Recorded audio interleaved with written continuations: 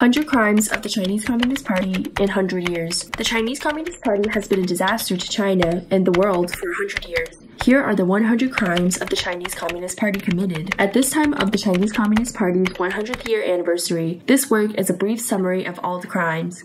The Chinese Communist Party's crime is beyond counting. Listed here is just one in millions. We can only hope that the Chinese Communist Party goes to hell and leave the world in a clear and decent situation. Crime number 15. Suspicion of the Marco Polo Bridge incident. There is information that shows the North China Bureau of the CCP was instructed by the Soviet Russia to plan the Marco Polo Bridge incident on July 7, 1937, causing the southbound invasion of China, the Imperial Japanese Army. China was forced into a hiatus on its rapid economic development and constitutional democracy process and began a full-scale resistance against the Empire of Japan, which caused China to suffer considerable damages and losses. It avoided being caught in a situation of battling on both the east and west fronts, and the Communist Party took advantage of this to make them bigger and stronger. The Marco Polo Bridge incident was a major turning point of China's national fortune. It has been recorded in a number of works, including the Memoirs of Takeo and Mai, Series 9 of Beijing Selected Cultural and Historical Materials, and the experience of underground work of the CCP and the Northwest Army that the Marco Polo Bridge incident was planned and provoked by the North China Bureau of the Chinese Communist Party.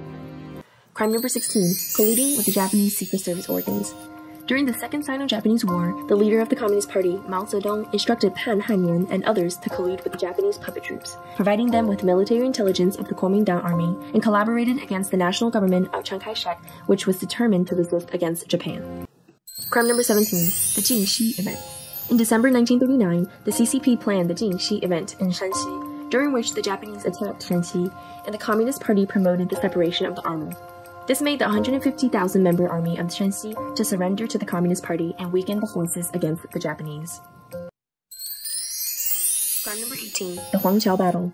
In October of 1940, the new Fourth Army of the Communists initiated the Huang Battle. They attacked the 89th Army, a major army of the National Revolutionary.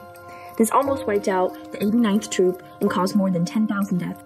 The army commander, Li Shouwei, was drowned, and Brigadier Wen Da committed suicide due to the loss of the battle. Crime number 19. Manufacturing opioids.